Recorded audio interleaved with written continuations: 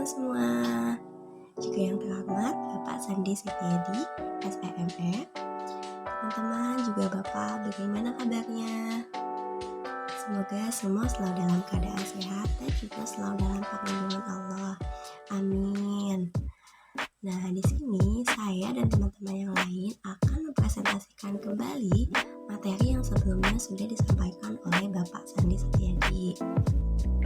Saya, Sarah Saidat Nisa, dengan NIM 0218252, Syahrul Ramdhani dengan NIM 0218251, Fahri Hatireja dengan NIM 0218296, Riana Dwi Hartini dengan NIM 0218225, dan yang terakhir Rosa Novianti dengan NIM 0218237. Nah, masing-masing dari kami akan mempresentasikan materi tentang apa itu studi kelayakan bisnis, dari mulai pengertian, tujuan, manfaat, dan lain-lainnya.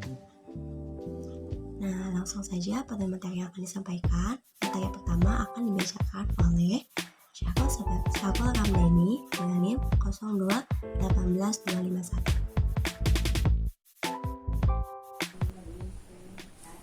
Oke, langsung saja ke materi yang pertama, yaitu pengertian dari studi kelayakan bisnis. Apa sih itu studi kelayakan bisnis? Studi kelayakan bisnis adalah suatu kegiatan yang dilakukan untuk menentukan apakah suatu bisnis layak dijalankan atau tidak. Kegiatan ini meliputi identifikasi masalah, peluang, menentukan tujuan, menggambarkan bagaimana situasi bisnis, dan menilai berbagai manfaat yang dihasilkan.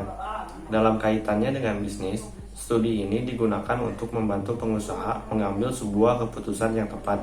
Bagi seorang pemula, studi ini sangat penting dilakukan karena dapat menghindari pebisnis dari kerugian.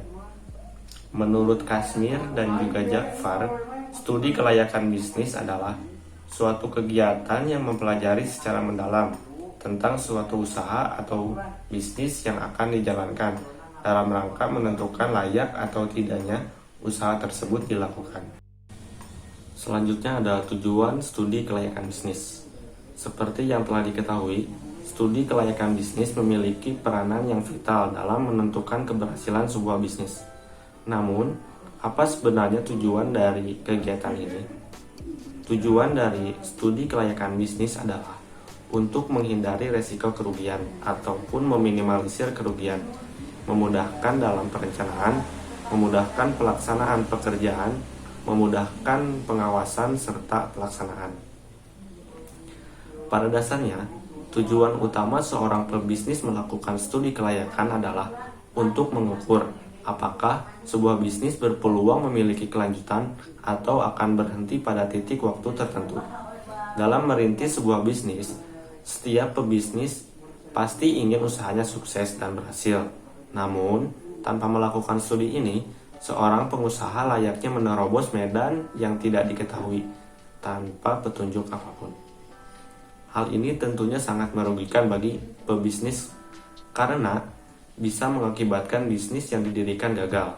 Sebaliknya, dengan melakukan studi ini, pebisnis bisa mengetahui terlebih dahulu apakah bisnis yang didirikan ke depannya dapat berlanjut atau tidak, sehingga membantu pebisnis dalam mengambil keputusan. Selanjutnya, ada manfaat dari studi kelayakan bisnis. Ketika merintis sebuah usaha, pebisnis yang melakukan studi kelayakan keberjalanan bisnisnya akan berbeda dengan pebisnis yang tidak melakukan studi kelayakan. Hal ini dikarenakan ada banyak manfaat yang akan didapatkan dengan melakukan studi kelayakan bisnis. Beberapa manfaat tersebut adalah memperoleh keuntungan, membuka peluang pekerjaan, manfaat ekonomi, tersedianya sarana dan prasarana, membuka isolasi wilayah, serta meningkatkan persatuan dan membantu pemerataan pembangunan. Selanjutnya akan dibacakan oleh Fahri Hatireja dengan NIM 0218296. Langsung saja, di sini saya ingin membahas beberapa poin tentang studi kelayakan bisnis. Yang pertama, seberapa penting SKB itu? Yang kedua, pihak-pihak mana yang berkepentingan dengan SKB. 3. Apa saja yang perlu dipersiapkan sebelum membuat studi kelayakan bisnis. Yang pertama, berapa penting SKB itu? Diperkirakan hanya 1 dari 50 ide bisnis yang sebenarnya layak secara komersial. Oleh karena itu, manfaat studi kelayakan bisnis sangat banyak dan menjadi salah satu cara yang efektif untuk menghindari kerugian yang besar. Jika bisnis dipandang layak dari hasil studi, langkah berikutnya adalah melanjutkan rencana bisnis secara sepenuhnya. Penelitian dan informasi yang ditemukan dalam studi kelayakan akan mendukung tahapan bisnis Anda. Menurut Kasmir dan Jafar, studi kelayakan bisnis adalah suatu kegiatan yang mempelajari secara mendalam tentang suatu usaha atau bisnis yang akan dijalankan dalam rangka menentukan layak atau tidak usaha tersebut dijalankan. Menurut Umar, studi kelayakan bisnis merupakan penelitian sebuah rencana bisnis yang bukan hanya menganalisis layak atau tidaknya suatu bisnis dijalankan, tetapi juga mengatur kegiatan operasional secara rutin dalam rangka mencapai tujuan serta keuntungan yang maksimal. Dari pengertian menurut ahli tersebut, dapat disimpulkan bahwa studi kelayakan bisnis adalah pertimbangan awal yang harus dilakukan sebelum menjalankan bisnis dan untuk mengontrol kegiatan operasional agar mendapatkan keuntungan yang maksimal. Oleh karena itu, penting untuk kita mengetahui dan mengenalnya. Yang kedua, mengapa sebuah studi kelayakan bisnis perlu dilakukan dan siapa saja yang membutuhkan jasa studi kelayakan ini. Yang pertama adalah pemilik usaha. Jasa studi kelayakan dapat memberikan gambaran layak atau tidaknya sistem usaha, layak atau tidaknya rencana proyek yang akan dijalankan, dan juga pengembangan bisnis. Yang kedua adalah kreditor. Hasil studi kelayakan yang bagus akan meningkatkan kepercayaan kreditur kepada pengusaha. Tentunya perusahaan yang sejahtera akan mendapatkan kepercayaan yang lebih daripada perusahaan yang berisiko. Yang ketiga, pemerintah. Pemerintah punya kepentingan terhadap sebuah studi kelayakan bisnis. Studi kelayakan yang baik akan membantu pemerintah dalam menciptakan lapangan kerja bagi masyarakat. Yang keempat adalah masyarakat. Masyarakat di sekitar tempat usaha membutuhkan informasi studi kelayakan usaha tersebut karena terkait dengan urusan lingkungan serta sosial ekonomi. Hasil studi kelayakan yang diharapkan oleh masyarakat tentunya adalah perusahaan yang ramah lingkungan serta memberikan peluang lapangan kerja yang besar bagi masyarakat. Yang selanjutnya, manajemen sistem dan pihak manajemen juga membutuhkan informasi dari sebuah studi kelayakan bisnis. Hal ini akan menjadi indikator sebaik mana kualitas dari manajemen yang sudah diterapkan. Selain itu, studi kelayakan juga perlu dipertimbangkan sebagai alat manajemen risiko. Yang ketiga, apa saja yang harus diperlukan sebelum membuat studi kelayakan bisnis? Yang pertama adalah marketing, kedua operasi dan produksi, tiga aspek hukum dan dalam bisnis, 4 manajemen SDM, kelima adalah manajemen keuangan. Materi yang ketiga yaitu saya sendiri, Sarah Sayatunisa dengan NIM 0218252. Saya akan menjelaskan apa itu intensitas studi kelayakan. Nah, ada beberapa faktor yang mempengaruhi intensitas atau kedalaman dalam studi kelayakan. Antara lain yaitu yang pertama, besarnya modal yang diinvestasikan. Nah, umumnya semakin besar jumlah modal yang diinvestasikan atau yang ditanamkan, maka semakin mendalam pula studi kelayakan yang harus dilakukan. Yang kedua yaitu tingkat ketidakpastian proyek. Semakin sulit memperkirakan penghasilan penjualan, biaya, aliran kas, dan lain-lain, maka semakin pula kita harus berhati-hati dalam melakukan studi kelayakan. Yang ketiga yaitu kompleksitas elemen-elemen yang mempengaruhi investasi bisnis. Nah, semakin banyak faktor-faktor yang mempengaruhi implementasi proyek investasi, maka semakin pula kita harus berhati-hati dalam melaksanakan studi kelayakan. Jadi, semakin besar modal yang diinvestasikan, semakin tinggi ketidakpastian, dan semakin kompleks faktor-faktor yang mempengaruhi, maka semakin mendalam pula studi kelayakan yang harus dilakukan. Selanjutnya, proses studi kelayakan bisnis. Pada proses ini terdapat 4 tahapan. Yang pertama yaitu tahapan penemuan ide atau perumusan gagasan. Yang kedua yaitu tahapan memformulasi tujuan. Yang ketiga yaitu tahapan analisis. Dan yang terakhir yaitu tahapan keputusan. Tahapan penemuan ide atau perumusan gagasan. Nah, tahapan yang pertama ini yaitu tahapan di mana wirausaha memiliki ide untuk merintis usaha baru atau mengembangkan usaha yang sudah ada. Nah, terus ide tersebut dirumuskan dan diidentifikasi. Yang kedua yaitu tahap memformulasi tujuan. Jadi tahap ini lebih ke perumusan visi dan misi pada bisnis yang akan kita kerjakan, yang akan kita kembangkan, yang akan kita buat. Nah, Jika bisnis ini sudah diidentifikasi sebelumnya, maka kita perlu membuat visi misi bisnis yang akan kita ambil nanti. Tuh. Nah, pada visi dan misi bisnis tersebut nanti dikembangkan terus apakah benar visi misi ini akan menjadi kenyataan atau tidak. Nah, semuanya dirumuskan dalam bentuk tujuan. Nah, yang ketiga yaitu tahapan analisis. Tahapan ini lebih kepada pengkajian ide bisnis. Jadi, jika sudah diidentifikasi tadi, terus dirumuskan visi misinya apa, lalu jika ide bisnis ini setelah diidentifikasi atau dirumuskan tadi, jadi dianalisis apakah ide bisnis ini dapat dilaksanakan atau tidak. Nah, lalu di dalam tahapan analisis ini terdapat aspek-aspek yang harus dikaji dan dicermati, yaitu aspek pasar, lebih ke mencakup produk yang akan dipasarkan, peluang pasar, permintaan, tawaran, segmentasi pasarnya bagaimana, dan lain-lain mengenai pasar. Lalu ada aspek teknik operasi atau produksi. Nah, pada aspek ini lebih kepada lokasi bangunan, terus mesin peralatannya gimana, bahan baku, bahan penolong tenaga kerja, metode produksi, dan lain-lain. Kalau selanjutnya ada aspek finansial atau keuangan, sumber dananya bagaimana, penggunaan dananya bagaimana, proyeksi dananya bagaimana, pendapatannya bagaimana, terus aliran kasnya bagaimana. Nah, terus ada aspek lain-lain juga yang lebih relevan seperti aspek ekonomi, aspek keamanan, aspek sosial budaya, dan aspek AMDAL. Tuh. Nah, yang terakhir kita sampai pada tahap keputusan. Nah, tahap terakhir ini yaitu tahap pengambilan keputusan.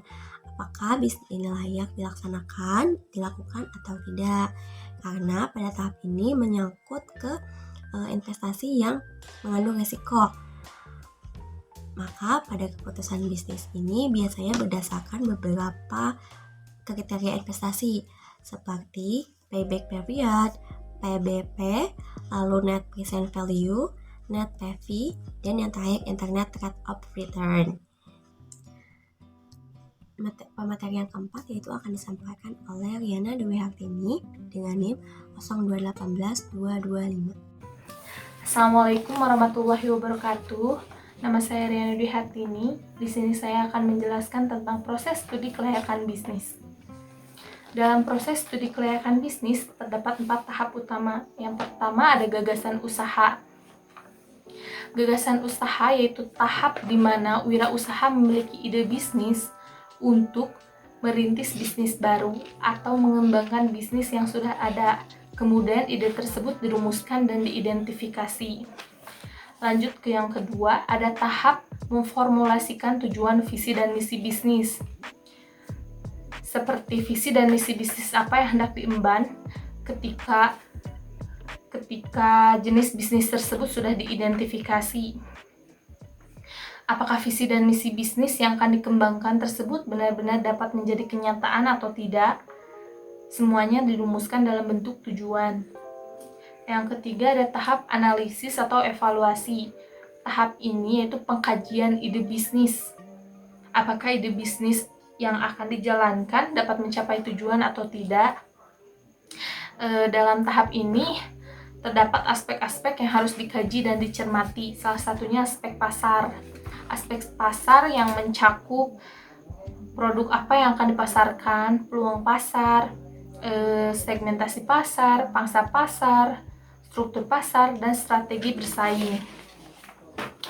Yang kedua ada aspek teknik produksi atau operasi yang mencakup lokasi, pembangunan gedung, mesin, peralatan, bahan baku, bahan penolong, tenaga kerja, lokasi, metode produksi, dan layout pabrik atau tempat usaha. Yang ketiga ada aspek manajemen atau pengelolaan, mencakup organisasi, aspek pengelolaan, aspek tenaga kerja, aspek kepemilikan, aspek yuridis, aspek lingkungan, dan sebagainya.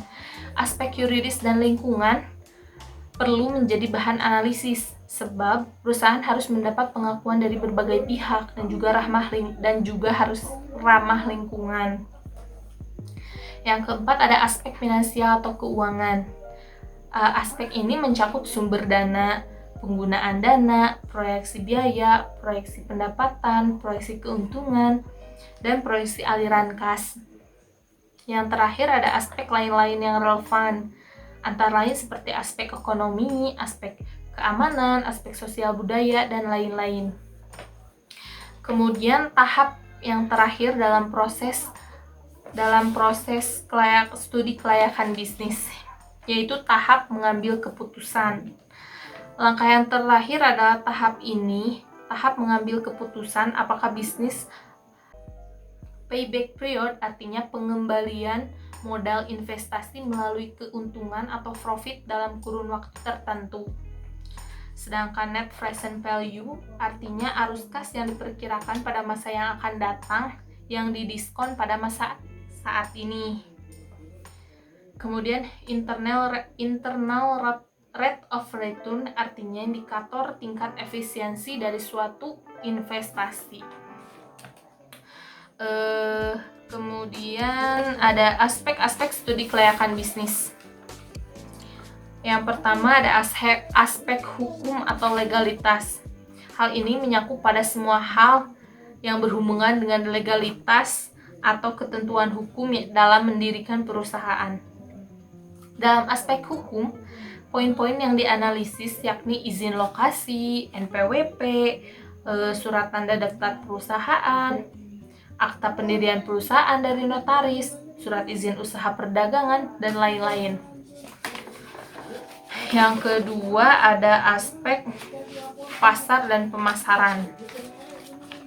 Aspek pasar dan pemasaran merupakan aspek dasar yang diteliti dalam studi kelayakan. Analisis yang dilakukan pada aspek ini menjawab pertanyaan apakah produk yang dihasilkan oleh perusahaan memiliki peluang pasar atau tidak. Untuk menjawab pertanyaan tersebut, ada beberapa hal yang harus diperhatikan, yakni potensi pasar, jumlah konsumen, daya beli masyarakat, segmentasi, situasi persaingan di industri tersebut, dan lain-lain. Yang ketiga, ada aspek manajemen atau organisasi. Aspek ini berkaitan erat dengan operasional perusahaan, baik itu pembangunan maupun pengembangan. Dari semua aspek yang dianalisis, aspek manajemen memiliki cakupan yang sangat luas. Hal ini dikarenakan semua hal yang berhubungan dengan operasional perusahaan ikut ke dalam kategori aspek manajemen, mulai dari manajemen sumber daya manusia hingga finansial perusahaan. Yang keempat ada aspek operasi. Aspek operasi atau teknis juga disebut sebagai aspek produksi.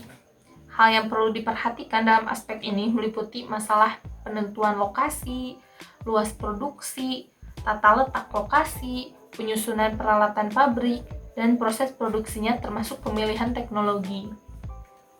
Yang kelima ada aspek ekonomi sosial dan budaya. Pada aspek ekonomi sosial dan budaya, studi kelayakan menganalisis dampak yang diakibatkan oleh perusahaan pada kondisi sekitar. Dari sisi budaya, studi kelayakan akan menganalisis bagaimana perusahaan mempengaruhi adat istiadat di daerah sekitar. Sedangkan dari sisi ekonomi, analisis yang dilakukan yakni bagaimana perusahaan berdampak di wilayah tempat perusahaan tersebut berdiri. Yang terakhir ada aspek lingkungan. Lingkungan tempat bisnis yang akan dijalankan harus dianalisis dengan cermat. Hal ini disebabkan lingkungan di satu sisi dapat menjadi peluang bagi perusahaan, namun di sisi lain lingkungan juga dapat menjadi ancaman bagi perkembangan bisnis.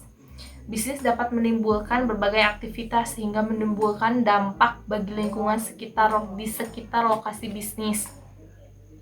Perubahan kehidupan masyarakat sebagai akibat dari adanya aktivitas bisnis dapat berupa semakin ramainya lokasi di sekitar lokasi bisnis, timbulnya kerawanan sosial, timbulnya penyakit masyarakat, juga perubahan gaya hidup akibat masuknya tenaga kerja dari luar daerah. Oke, yang terakhir ada kegagalan usaha. Faktor-faktor penyebab kegagalan usaha. perencanaan yang kurang matang, yang berakibat pada ketelitian dalam melengkapi data atau info mengenai usaha yang akan dijalankan, atau data dan info tidak lengkap, juga tidak teliti. Yang kedua, terlalu terburu-buru. Banyak pengusaha yang mengalami kegagalan karena terburu-buru dan ceroboh dalam menjalankan bisnis. Misalnya terburu-buru dalam melaksanakan pekerjaan sehingga pelaksanaan pekerjaan menjadi salah, atau pekerjaan tidak mencapai kemaksimalan, tidak mencapai maksimal. Ada baiknya pikirkan dengan tenang dalam menjalankan sesuatu. Yang terakhir, kondisi lingkungan. Lokasi menentukan prestasi. Sebagus apapun produk yang akan kamu jual, jika lokasi tidak ditentukan dengan cermat, sebaik apapun rencana yang dibuat, kalau tidak didukung dengan lokasi yang baik, lokasi yang strategis, lokasi yang bagus, yang tepat, akan percuma saja. Komentar yang terakhir yaitu akan disampaikan oleh Rosa Nopianti dengan NIM 0218237. Terus di sini ada faktor penyebab kenapa perusahaan itu bisa gagal. Ada 2 faktor, di antaranya faktor internal dari dalam atau faktor eksternal dorongan dari luar. Nah, di sini faktor internalnya ada apa aja? Nah, di sini itu yang pertama, poin pertama itu produknya gagal. Baik itu dari segi manfaat, dari segi kualitas gitu ya. Terus poin yang kedua yaitu poin yang kedua itu teknis teknologinya tidak compatible atau tidak bergerak dengan kesesuaian gitu ya. Yang ketiga itu manpowernya tidak memenuhi syarat atau anggota timnya tidak memenuhi syarat. Terus yang terakhir poin keempat itu perizinannya tidak lengkap atau tidak efisien. Itu poin-poin yang ada di internal. Terus sekarang poin-poin yang ada di eksternal apa aja? Yang pertama, terjadinya krisis ekonomi. Yang kedua, munculnya teknologi baru. Yang ketiga, banyaknya perubahan-perubahan yang dilakukan gitu ya. Nah, terus kalau misalkan tips atau hal pertama yang kita harus lakukan ketika kita mengetahui perusahaan itu gagal, apa sih gitu? Hal yang pertama harus kita lakukan setelah kita mengetahui perusahaan itu gagal. Nah, itu yang pertama itu jelas melengkapi atau kelengkapan data-data. Yang kedua, manpowernya itu yang sesuai atau tenaga ahli yang sesuai. Yang ketiga, penentuan metode dan alat ukur. Yang keempat, loyalitas tim atau kerjasama tim. Nah, di sini tujuan akhir studi kelayakan bisnis itu apa? Itu yang pertama itu untuk menilai sesuatu ini dapat atau tidaknya dikerjakan. Jadi tujuannya itu untuk dapat menilai sesuatu itu layak atau tidaknya untuk dikerjakan. Alhamdulillah materi yang kami bawakan sudah tersampaikan semua. Mudah-mudahan apa yang tadi kita sampaikan bisa memberikan sedikit pemahaman kepada teman-teman mengenai apa itu studi kelayakan bisnis. Mohon maaf apabila masih banyak kesalahan dan kekurangan. Terima kasih atas perhatiannya. Wassalamualaikum warahmatullahi wabarakatuh.